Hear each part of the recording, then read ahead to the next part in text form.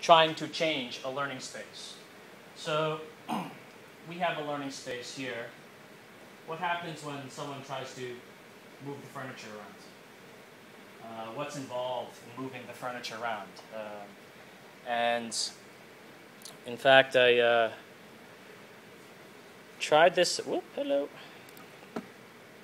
I tried this out in my common room. So I'm a PhD student at the University of Hong Kong in the Faculty of Education. And we have a common room that's shared by people who notionally belong to the Faculty of Education, who are either staff or students. Okay, but as we find out, maybe there are actually more people using the common room. So as soon as we start changing things, we start noticing things. All right, so let me get to my research questions first. Can you guys, okay, let me see. This is difficult to see, right? Let me, okay, good. We're finally looking at the other screens. This is good. All right, so my two research questions were how could we use a learning through feedback framework to change a learning space, this learning space being the common room. And in addition, so we start changing the learning space. Hey, Karen.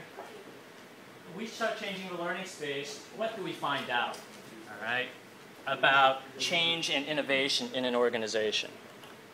Okay. All right. Let me get to some definitions and just a brief literature review. Okay, we've already talked about learning spaces. In a certain configuration, you have certain affordances. Yet we know that with a learning space, there's more to a learning space than just changing the furniture. It's changing people's ways. Like what we were just talking about, throughout this entire session 1, everyone was still staring over here, in spite of all of these monitors. Right? In spite of all these monitors, everyone was still looking here, and I noticed that. Looking towards you. And that's great. That is great. That's a reflection of certain beliefs, values, and assumptions, right? Yeah. And it is. What happens when we want to, again, make more effective use of space? Then we have to start changing people's beliefs, values, and assumptions. Just like in the previous example, students want the library to be a quiet space. But now the people at CUHK want to make it a noisy space. How do you start doing that? All right? So there's more to changing a learning space than just rearranging the furniture. It often involves changing more than an individual's beliefs, values, and assumptions, but an entire group, an organization's beliefs, values, and assumptions. Okay. And let me tie it into the last thing. Popper cycles, what are they? They're a learning through feedback cycle. The former dean of the Faculty of Education, Colin Evers, he came up with this idea. I was his student, he was my supervisor. This is a way of building knowledge incrementally, piecemeal change. It's better than randomly trying to think of a solution. We can do several things. First, we think of a problem, right? There are a set of constraints. We can do this, we can't do that. 2, tentative theory. Think about a possible solution, right? Now that we have these constraints, what can we do? And then you compare the solution with the problem, and you find out what has been solved, what has not been solved. Right? That's error correction. And hopefully, that either eliminates the problem or leads to another problem. So this is what a Popper cycle is. This is incremental, iterative cycles of learning through feedback. It's kind of like action research or something else like that. So now I'm going to apply it to a learning space. How does this work? Okay, well, you can see over here that I diagrammed all of these learning cycles. All right, and maybe we can zoom in a bit. And I started with one problem in the common room. how do I make the sofa section more conducive for studying in group discussion? And then it led to a tentative theory. It led to error elimination. Then it started leading to other problems. All right? So you start with one problem, then you start getting many more problems. Okay? And now let me take you. Hello. Let me take you to the photos. How much time do we have? 5:30. Okay, good. I'll take you through the changes in the learning space that I made in the common room in the Faculty of Education. It's in the Huio Chao building. During lunchtime, you could visit it too if you'd like. And I'll show you some of the problems, some of the solutions, some of the discoveries. All right, cycle 1, 2, 3, 4, 5, 6, 7, 8. All right, so let's see. What does this look like?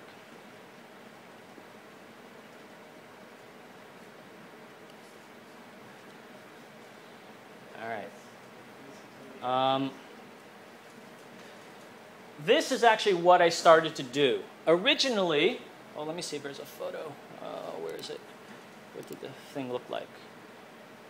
Okay. Originally, the seats were shaped in this kind of... campfire. Excuse me? Campfire. Campfire. Yeah, campfire. I liken it to a fortress. All right, it's like a giant block, a square. All right, and I was like, well, the thing about this is I noticed that when one group sits there, more people see people sitting there, and they don't sit there. All right, so it's just like one big seating area. It's kind of like if we were just sitting in a large circle, just had a row of a circle of chairs, and like one group just sits there. Would other groups just sit there too? It's kind of like. And what, you have permission to join your group. Yeah. In-group, out-group. Yes. It's kind of like sitting on the bus or MTR, right? You have a seat there, but do you want to sit next to that person, or you want to have that your own space, right? So I changed it so there was a bit more intimacy in the space.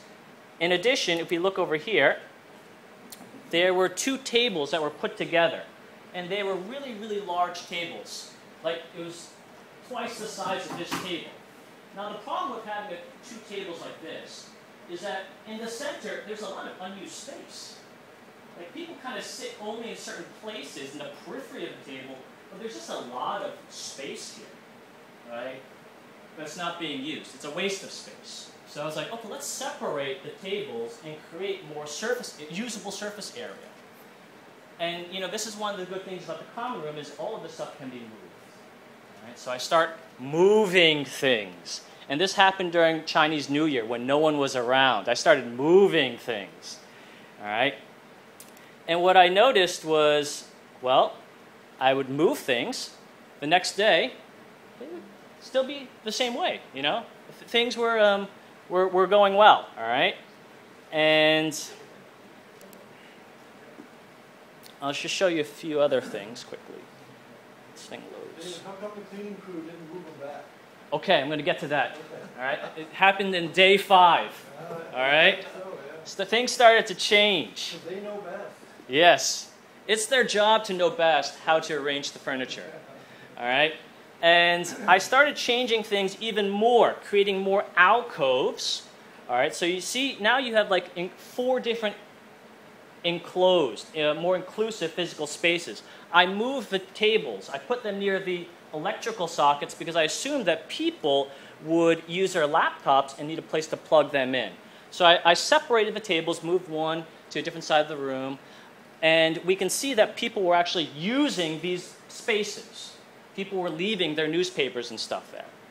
All right? Let's see. Okay, so we see that people are using the stuff, and okay, where is it? Okay, here we go.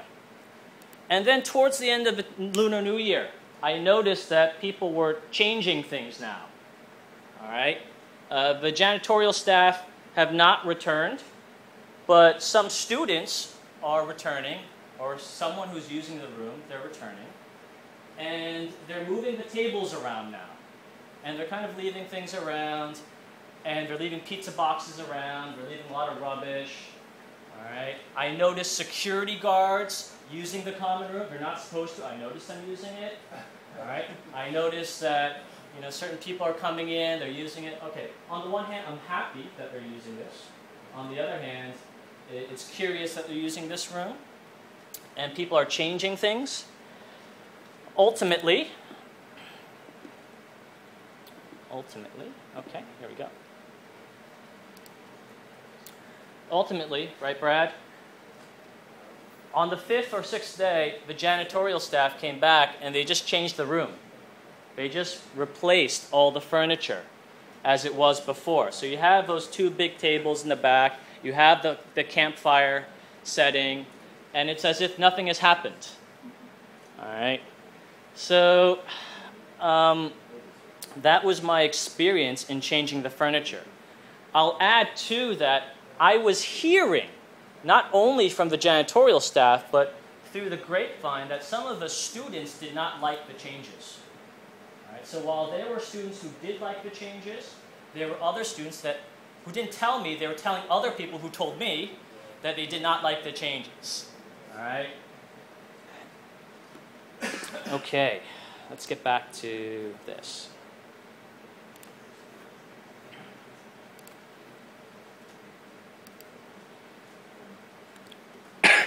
Some of the things I found out.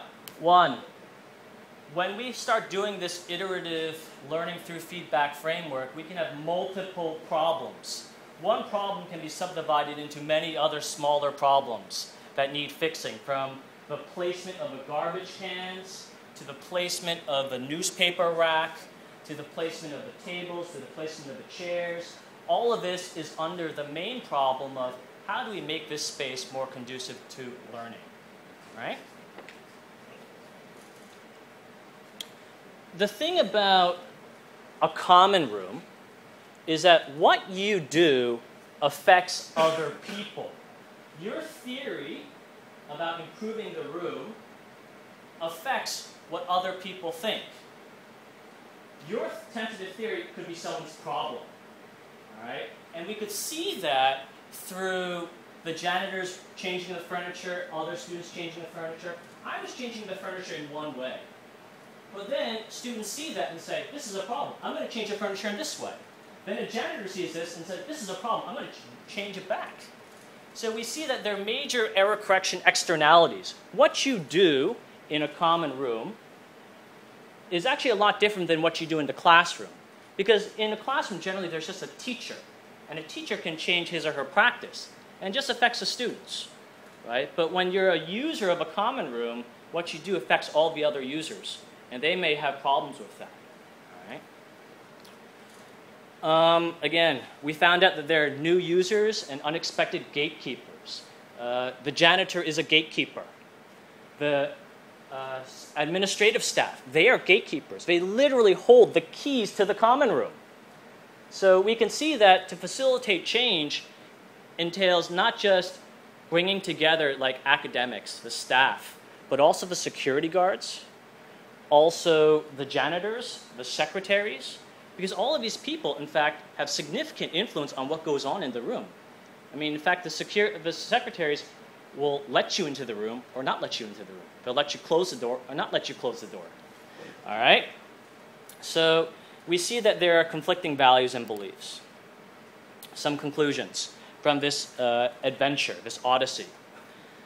1, it's tough in a common room. See, what differentiates changing a common room from like changing a school is that in changing a school, generally, the users, the stakeholders are defined. But in a common room, like at Hong Kong U, where I noticed there are people who do not belong to the faculty using the room, which is in itself a problem, it's hard to identify who all the users are of a common room. It's easier to identify all the stakeholders in the school than it is to identify the users of the Huio Chao common room. 2, this goes back to the error correction externalities. What is a small shift for one person, like just moving the newspaper rack to another place so it's more convenient for people to access can be traumatizing to someone else.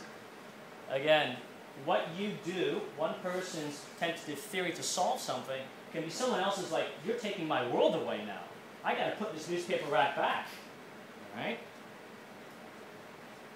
And if we can just kind of scale up these conclusions, what does it mean for the faculty of education if a lot of us cannot handle the moving of a newspaper rack?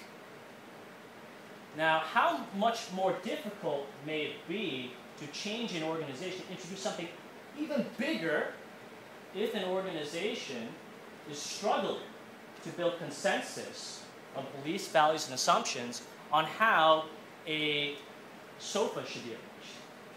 I mean, this is, again, we may think that this is a small thing, but for many, it's a really big thing.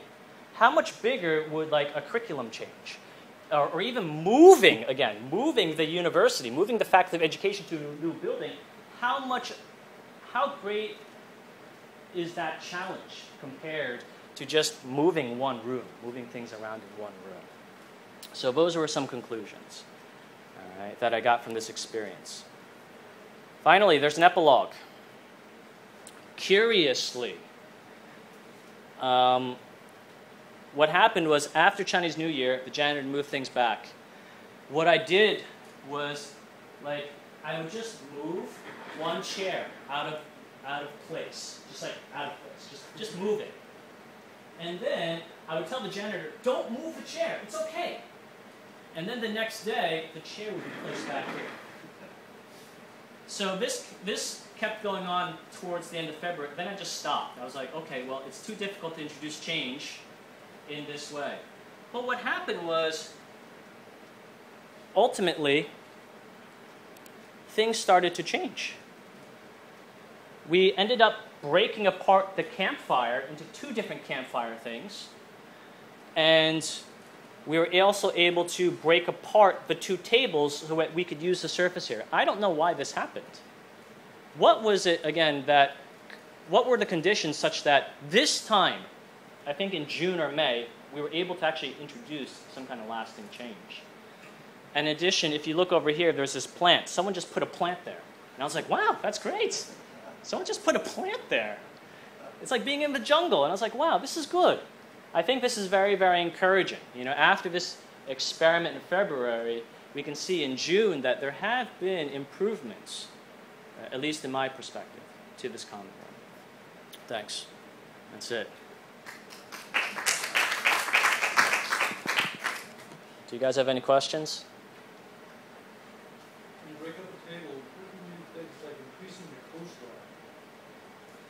Like the... Yeah, so you're separating the table, increasing the coastline.